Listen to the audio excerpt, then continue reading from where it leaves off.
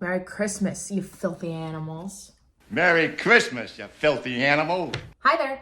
My name's Autumn Hart, and I've been asking some random pop culture questions, age old or brand new, here on my channel recently. And today we're diving into one of my first questions that is a bit more age old feeling. It's not that old, it's just a couple centuries at the very least. Today's conversation is a bit of a lifelong hyperfixation doozy, but it's perfect for the holiday season. So buckle up, Buttercup, because we're gonna be talking about the Nutcracker. If you want to join me in this journey of trying to understand the modern world we live in and pop culture specifically in relation to that, please feel free to subscribe and join the conversation, as well as, before we get into this video, what does the Nutcracker mean to you personally? Because I would love to talk about it. I'm about to spill my guts as to what it means to me. Let's go.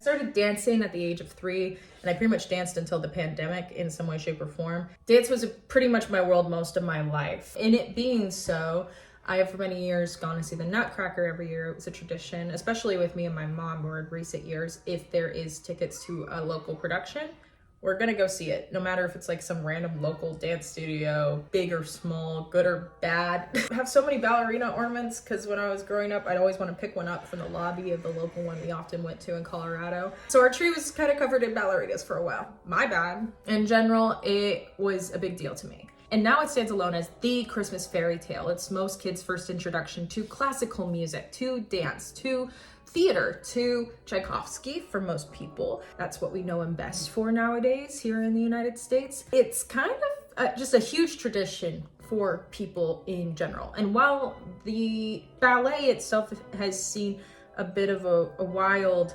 lexicon of productions left and right, as does any theatrical production taken into the hands of random people across this country, it also is a huge staple in modern American culture, and I want to figure out why us Americans truly do care about it so much, because it is really random at first glance when you think about it. I mean, the popularization of it as a tradition for the holiday season got launched with the New York City Ballet's production in 1954, with choreography by George Balanchine. The 1950s were a time of like a second coming of Christmas for us Americans and trying to find a modern identity relationship with the holiday. What that meant for this show is, at first, everybody was like kind of freaked about going to see a production at Christmas time that wasn't a nativity scene. That felt wrong to a lot of people, but we got quickly over it and kept going and seeing it and loving it because it helped us romanticize the holiday season in our family lifestyles for like the next at least 50 to 70 years. Now, you lovely audience member may be huffing at me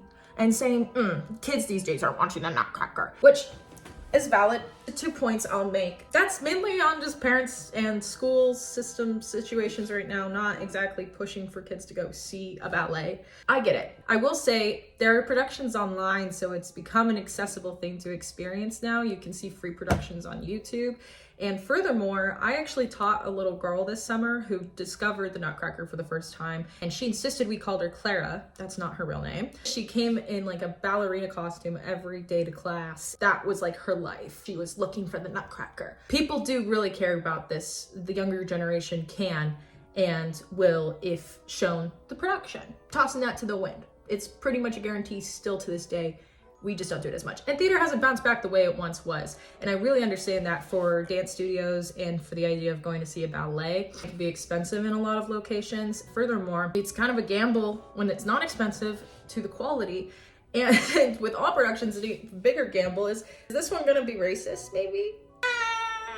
The ballet was developed on this celebration of Christmas cultures around the world based off of the first few pages listed in Alexander Dumas fairy tale, just discussing how Christmas cultures look different for different people. And I think the second act really blew that out of proportion, bridging modern Eurocentric perspectives of countries with candies. That's not what was in the book, though. I know that a lot of stereotypical decisions in recent history have been made in the costuming, the choreography, the orchestral arrangements throughout Act 2. I am not exactly the best person to speak on this part of the conversation of the Nutcracker, but I will say that a lot of recent productions have been doing the right thing here and trying to work past this in some way. Not all of them, so definitely do your research on the production you're going to see, but they'll rework Act 2 to be more just about like candy and outside of the culture of it all. There's more diverse casting than ever at a lot of ballets. Also, there's a lot of productions that will just bring in the people genuinely from those cultures to help celebrate their cultures in those sections, which is great too, making it just a true Epcot experience that it for some reason is. And there's also many productions doing just a completely different thing. I highly recommend looking into Harlem's Nutcracker, for instance. That's what I mean by completely different, okay? Finding new ways of reclaiming the story and showing it through a completely new lens seems to be our best option to work out of this new Eurocentric story that it has been. Okay, let's actually get into the meat of this video.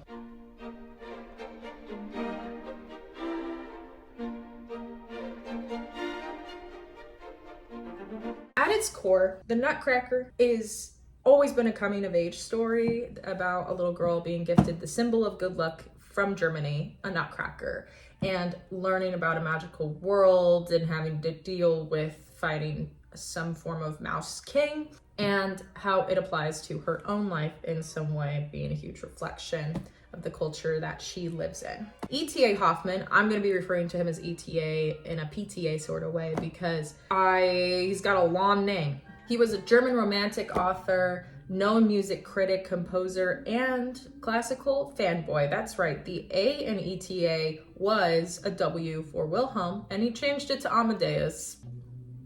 He really set a lot of the precedent to Germany's romantic movement. And I mean, it's the same thing like talking about any white guy in history. I appreciate his work. I don't know what he did to people. But yeah.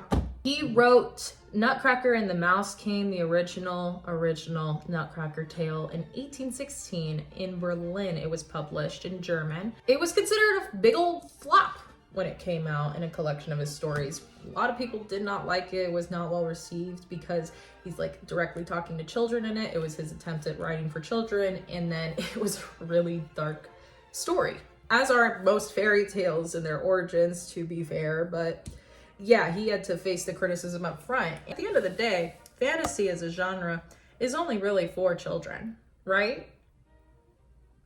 Developed an entire new story called The Stranger Child, which is somewhat similar but less graphic. However, instead of like a mouse king, it was like a fly human hybrid. Oh, I'm sorry. He's also a gnome? The king of gnomes? Evil king of gnomes, fly human. The Nutcracker is a very clear-cut case that happened to many fairy tales and their retelling. And what I find inevitably fascinating about Hoffman's work is his initial intent and how it's aged in a really interesting way. Because I don't know if he meant for it to be like this radically feminist perspective in an Ibsen sort of way, but to me it kind of reads like that now. I also will point out he was a huge deal in the fantasy genre in his fantastical writing. Really spearheaded the idea of bringing inanimate objects to life. The original fairy tale, let me try to give as brief a synopsis as I possibly can. Little Marie, her name was originally Marie, and her brother Fritz. Christmas time, we got their godfather. Important to note, he's a godfather, not like an uncle or something. He comes on in and he builds this toy for that year, which is a kingdom, like a robotic little kingdom, because he's like a clock guy. All the kids are bored by it. They don't care about the fascinating technology of it. They can't play with it, so therefore they're not interested in it because it doesn't directly affect them. But Marie takes this random interest in this nutcracker sitting there that happens to be Drosselmeyer's, and he's like, oh, well, this is also a gift for everybody, but if you're like the only one that likes it, I guess you could be the primary caregiver for it. Fritz gets all mad about it, breaks and shatters the jaw with a nut. Marie ties a ribbon around it. She wakes up to see her little godfather taunting her at the top of the clock in the room. If you see that in some Nutcracker productions, that has always been a thing and confuses a lot of audiences, but that's that him being in control of everything instead of him coming on and going, ooh, magic. That was the first initial version of that. She wakes up and she sees the Mouse King, 7-headed Mouse King, so nightmare fuel, fighting alongside his army, rampaging in, and then she crashes into the glass cabinet. All the toys are being stowed in, and her gets all cut up in her arm, and all of the dolls come out, and there's like just a full-on war in the living room while freaking out. And before the Nutcracker can be defeated or anything, she takes off of her shoe, throws it at the Mouse King, and then faints because of blood loss. She wakes up to her family freaking out, being like, hey, you could have paralyzed your arm or died. What happened? She tells them what happened, and then nobody believes her, right? Then Drosselmeyer comes and stops by and is like, oh my goodness, I'm so sorry all this happened. And for a few days worth starts recalling this backstory that explains more about Drosselmeyer, but more so the Nutcracker, how he came to become a Nutcracker, etc., that we don't get in any modern rendition of this story. It's a lot, so I have a link below that I think does a pretty good wrap up of it, but I do like their analysis on the darkness to the tale, as well as elaborating more on the backstory to Drosselmeyer and the Mouse Queen, how that relates to the like age-old beef in, I guess, Candyland. Essentially, long story short, the Nutcracker is Drosselmeyer's cousin's son. There was a curse put on the princess of the land to turn into a Nutcracker, and then when he, the cousin's son, gets hired kind of into everything to be the fix of the problem based on the spell, when he's in the like ritual of fixing it, he turns her back, but because he was not done with his own, he accidentally steps on the Mouse Queen, killing her, and he then turns into the Nutcracker.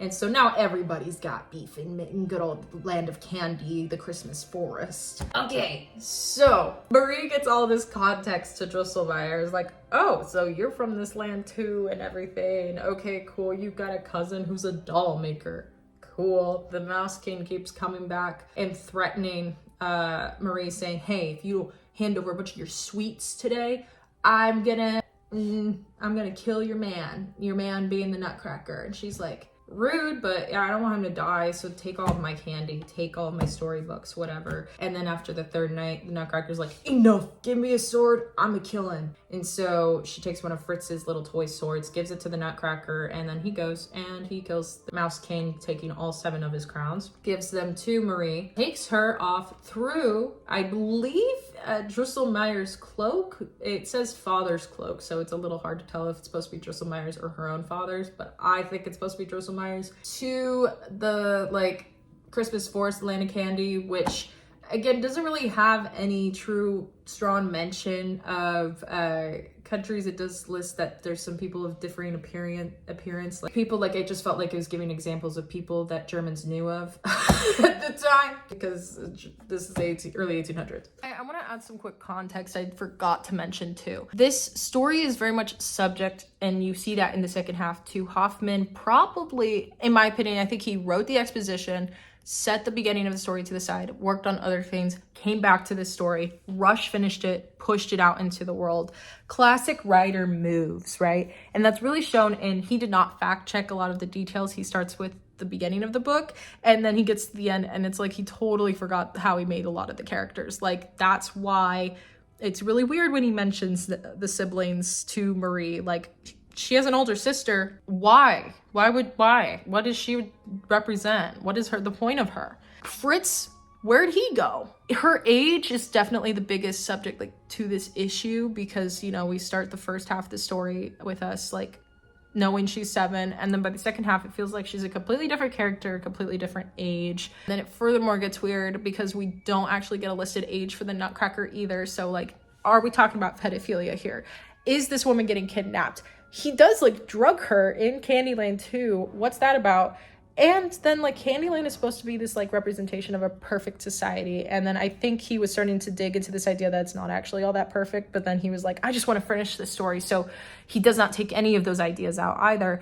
And so there's, like, a mention of slavery in Candyland. For what? A sequel? Well, we never got it. He was writing this in the middle of being in a war, and, like, Candyland was so clearly, like, a representation of this idea of, like, supposed to be a more modern society that's adapted to ideas that he thought would be a perfect utopia. Then clearly it doesn't. Kind of an Emerald City effect, right? And him making it out of candy when he was struggling with hunger spells especially drives this idea home. But then when it reads nowadays, it just feels so silly, kooky.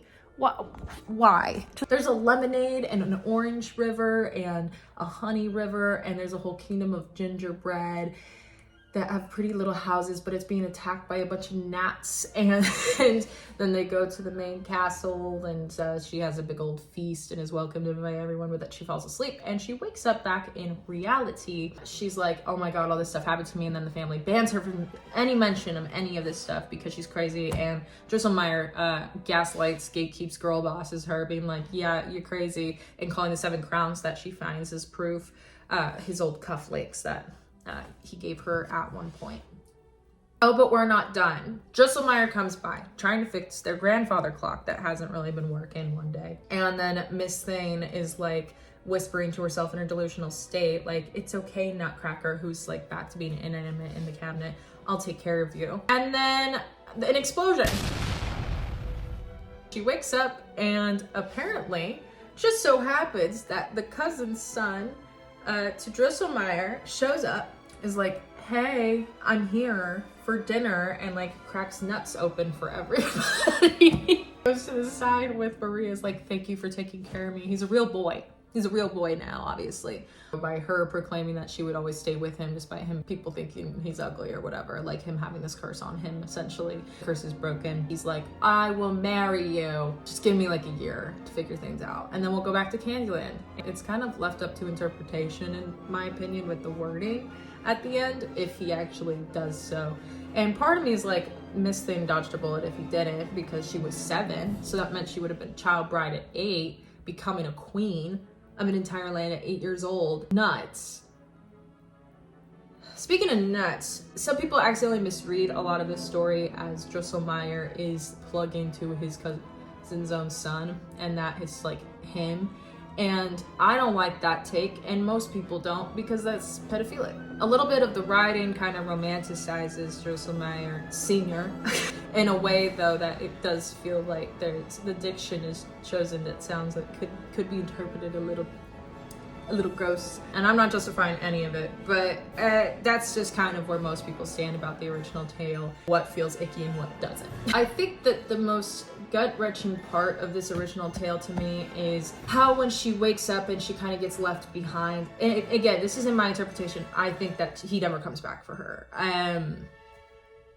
Because why would a dumb teenage boy who's trying to become the king of the land come back for this random chick? Especially after how horribly she gets treated by Drosselmeyer this entire time. And again, she's a little girl, and we don't know exactly what age he's supposed to be. Is he a teenager? Is he her age?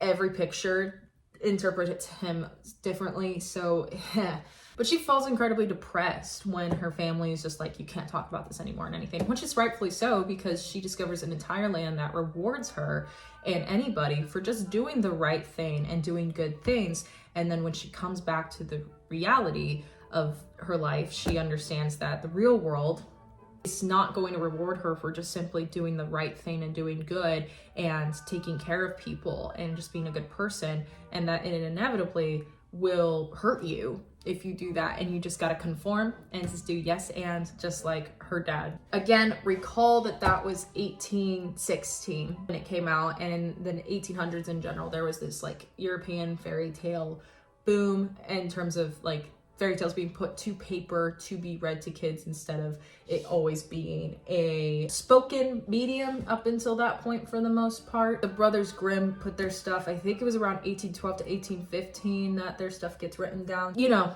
that was just the vibe of the time. This was the vibe at the time, okay? You need to understand. And their tales weren't original. They stemmed from tales before them, and before that, and before that, and before that. But this one is really notable because I don't think we have an example of something about like a fairy tale with a nutcracker beforehand, though it takes a lot of tropes from other fairy tales, mostly people referencing like Beauty and the Beast and Cupid and Psyche, like that kind of lineage of like ugly prince turns into handsome prince type of vibe. I do think after not this first tale, but with Alexander Dumas adaptation, becoming a bit more widespread and popular, that inspired a lot of the later 1800s fairy tales that we now know and love. If you felt any correlation of the story to works like Wizard of Oz, like Peter Pan, like Alice in Wonderland, it makes sense. Not saying this was the first one either, but it was still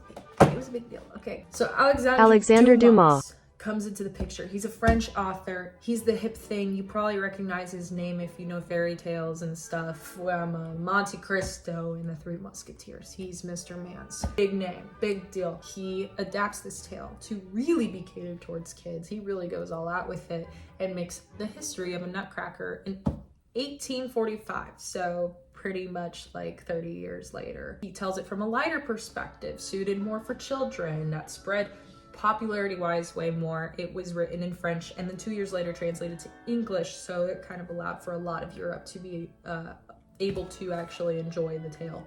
This is his version right here. Editing me here, that's why you see my forehead. Worst angle of me ever. But I wanted to add that Dumas has been speculated by many people to have done this adaptation simply because he needed money quick. And people wanted a fairy tale from the man. So he's like, fine, I'll give it to you. And that's kind of shown in his prologue with him getting tied up by kids. And they're like, tell us a fairy tale, mister, now. And then he's like, okay, fine, if I have to, I'll tell you the Nutcracker.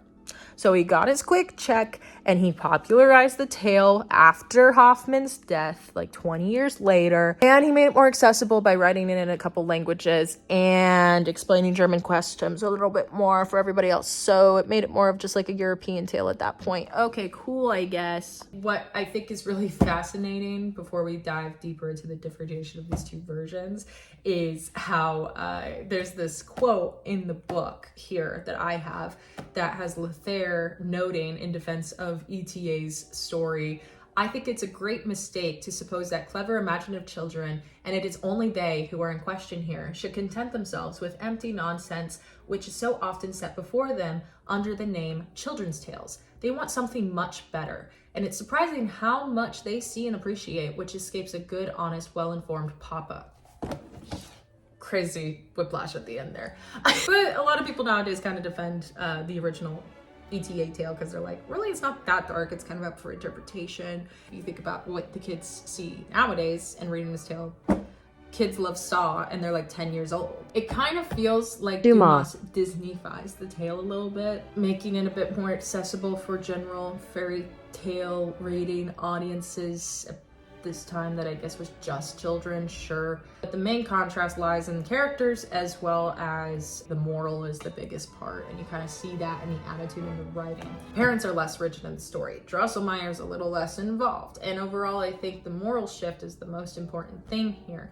Hoffman has a societal focus outside of children, right? If you think about Hoffman's tale, it's interesting how in a modern lens it holds up, because it feels like it's a warning to women and how warped the systems are in place. Marie gets gaslit, groomed, and develops several severe mental health issues because of this motherfucking man in her life with an eye patch. And yet she excels at every single test that he throws at her, and it's kind of like, for what if this Nutcracker boy doesn't come back? And even for what if she goes and like rules a land of candy that might have severe issues and like go into a war because Princess What's-Her-Face is still in the picture here. It's not like she went away. She rejects materialism and vanity. She refuses to give up the Nutcracker's life just for her own pleasures. And she fully just decks the Mouse King and saves the Nutcracker's life. What more do you want from a girl, okay? Miss Marie, at 7 years old, single-handedly confronts the way society holds extreme prejudices against people superficially without any of it being in the individual's hands to control. And all she can do about it is make sure she doesn't give into the hatred of the system that exists. She walked for Neo in the Matrix to run in a sort of way. Dumas recenters the story to be more about like childlike wonder and imagination over the goodness and care qualities that Hoffman used. So children at this time were being forced into like tiny adult roles in their lives. They kind of had to grow up right away, which was a big thing throughout most of the 1800s that children face. Still can face that right now. Dumas encouraged children to the idea of embracing their whimsical outlook on the world while they still have it in this version of the tale. And I think that's a bit more of a common version of the story that we see here in the ballet as well.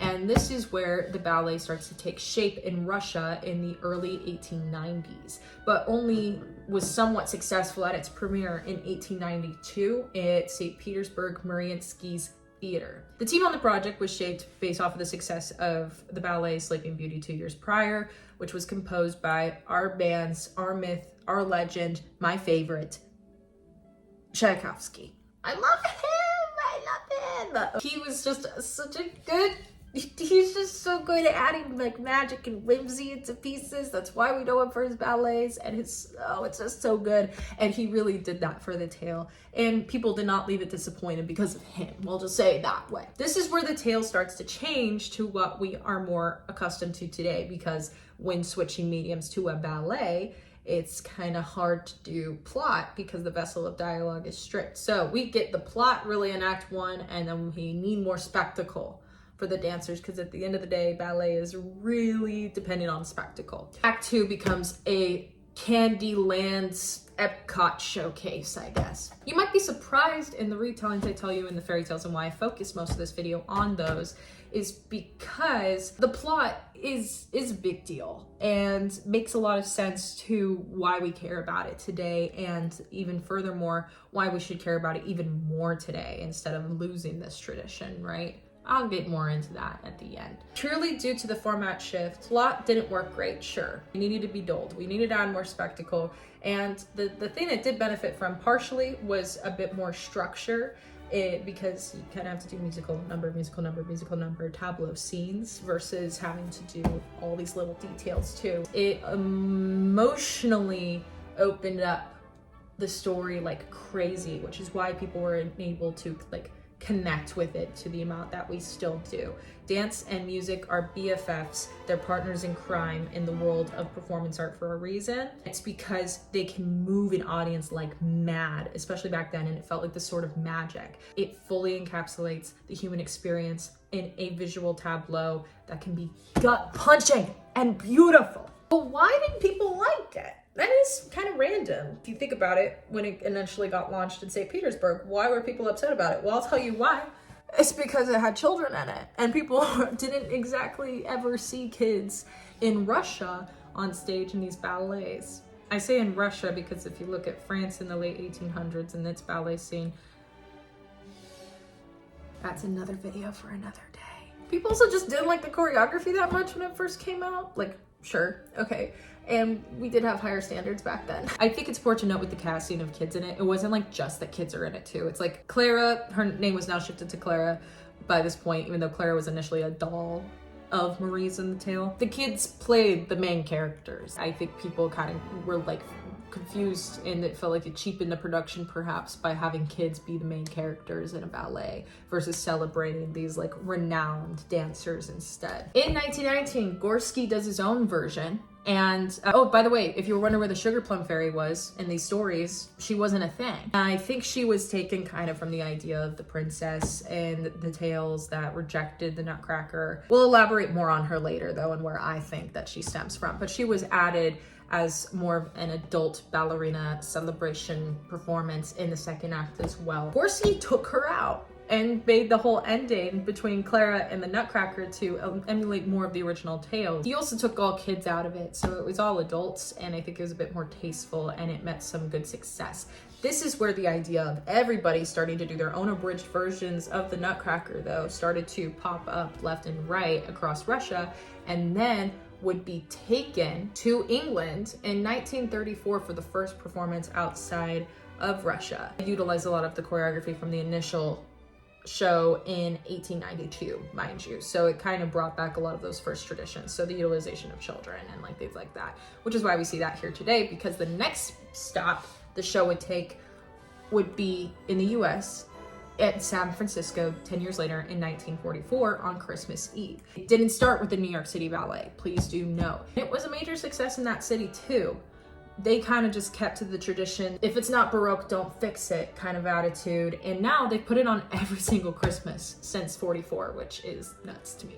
A few individuals even from that specific production started to pop up doing their own productions later as they moved away from San Francisco, which spread the production a bit more in the West first before the East, which is a little shocking to me because that was the reverse of what happened in history in America. That's when the 1954 New York City Ballet version pops up. It truly changes the game. And you might be asking, after all this stuff I keep talking about this production, why was it so special? Why did this really grow the United States relationship with a singular ballet? They said, we're gonna go big instead of going home. They used the entirety of Tchaikovsky's score, which most productions used an abridged version, so they had parts cut out. No, they said we're doing it all. They used students from the School of American Ballet, so yes, they said children. Most importantly though, they invested heavily, monetarily, on the idea of the spectacle even more, and really bred some Christmas life into the tale more than it already had. Special effects got added like crazy to this production, adding the whimsy to the show for the audiences in person. Similar to a way of when people started to see Wicked and were just blown away by the effect of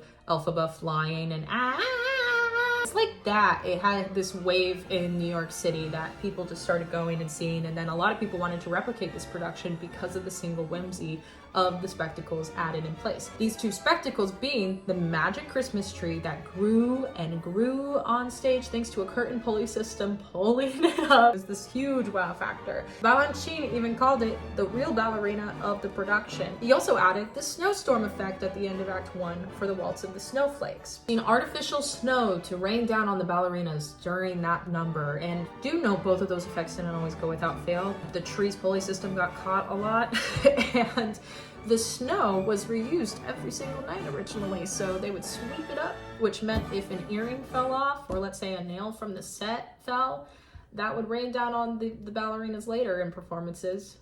Notice that these two main effects that took the show by storm really breathed into it this holiday magic that would become a center focus to the production in the United States in general. The 1950s in the United States, center core was the development of modern American pride. The introduction of the American dream starts at this time, and we're met with all this new propaganda of how people should be living their lives, the witch hunt era of it all. Family prosperity was building, and there were new homes left and right. Home cooked goods were pride and joy of people. Shopping became the new hobby for half of our population, aka housewives. Christmas inevitably was reinvented for a second time. That first time, by the way, was the Victorian era with Santa Claus coming into the picture here in the United States, as well as it becoming this cozy holiday. Think like Little Women. Yeah, like that was what it once was, and then now we're getting the full like a Christmas Story experience. Merry Christmas, world. Second round of pioneering Christmas would celebrate the primary American ideal, which was consumerism and capitalism. Oh, whoa, whoa. Christmas ornaments went into mass production. Tinsel trees were brought into the picture, which just bred a whole line of artificial Christmas trees for everybody and made that a bit more of a popular thing. Crafting became a tradition more and more at this time period in a new way, thanks to magazine tutorials for families to do together. A lot of your favorite Christmas dinner meal items came from the 1950s.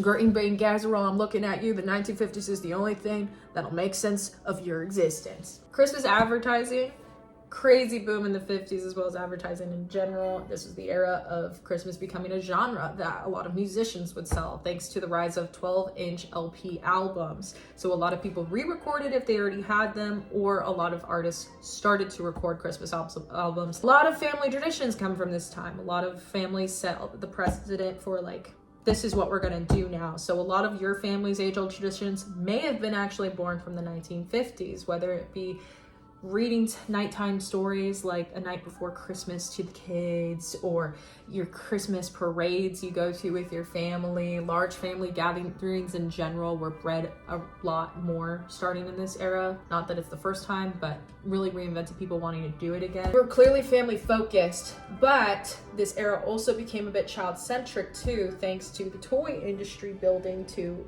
a whole new height. In 1981, a New York Times article was written that I found to be funny because it's one of the only examples I have of somebody else asking the same question I am in this video. It was written by Jack Anderson, and he says, "What no one can explain is why Nutcracker is just so popular in America. And later in the article, he explores theories of why that might be, and while some say that it was embedded in the phenomenally magical score by Tchaikovsky, he further elaborates that most writers' theories on the American success of the ballet is this. Most agree that Nutcracker evokes images of happy family life, which, if romanticized, are charming nonetheless. For dance critic Edwin Denby, the ballet's familiar sentiment appears on stage without vulgarization or coyness, and Nutcracker is the story of a child's presentiment of handsome culture, of civilized society. It is no foolish subject, and it gives the ballet its secret radiance. I agree immensely with this writer theory. At the end of the day, we fell in love with this holiday tradition as it fed into our country's overall ideal of American dream in relation to how it pertains to the holidays and family culture, building a concept of what a classic Christmas should look and feel like, but in a fairy tale sort of way. If you think about it, the Nutcracker is like what Cinderella did for love culture in the United States, but for Christmas and for family. It was like a Disney-fied version of what Christmas should look like.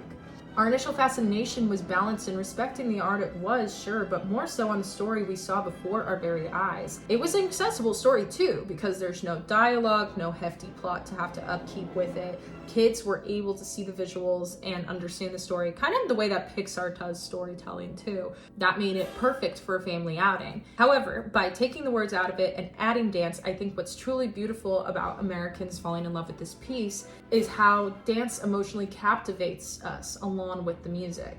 That's why they're artistic partners in crime after all. Choreographers were still ruthless in showing the flaws and the sad, propaganda that existed in this American dream ideal, sure, by staying to the story's center core message initiated by Hoffman.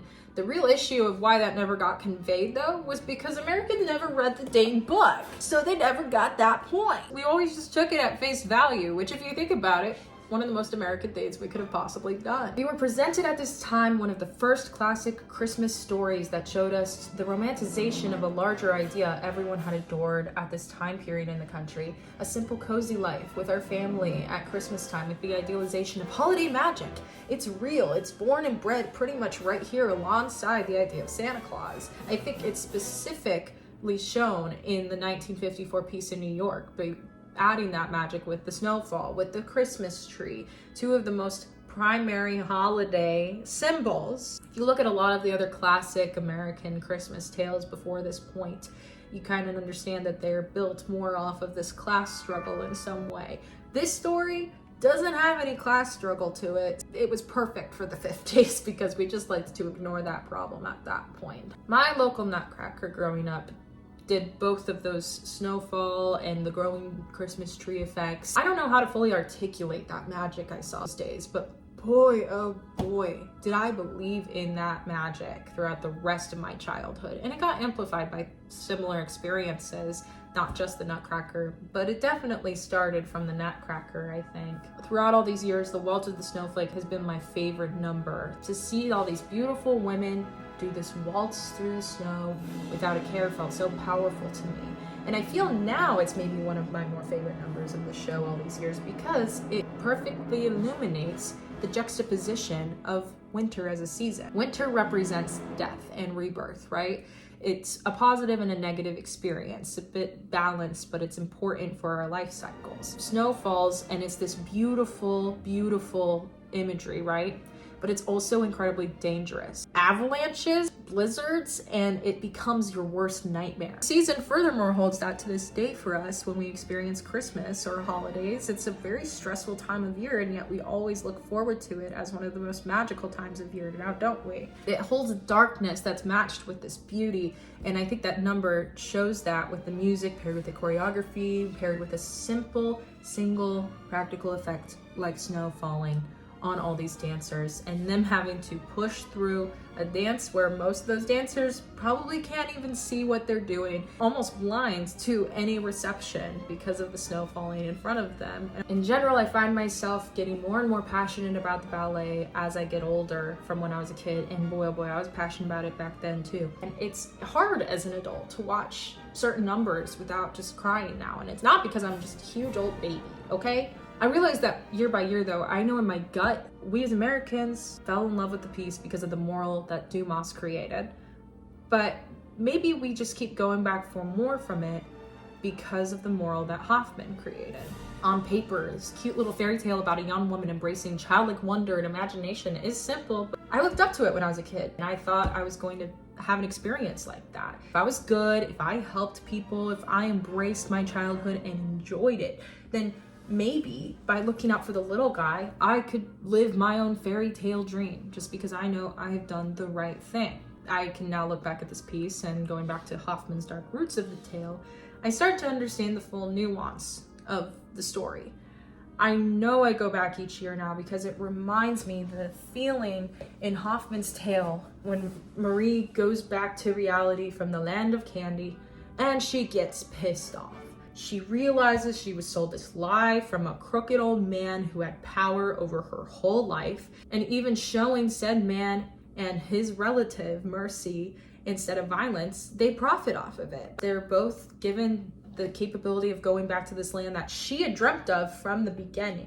And all she's given is a simple, empty promise that he may or may not give in return. I look back now and I watch the Nutcracker because I think it reminds me and others that maybe we're not crazy for taking that high road all the time. And despite being sold a lie and the romanticization of all the systemic, at least we maybe did some good rather than none.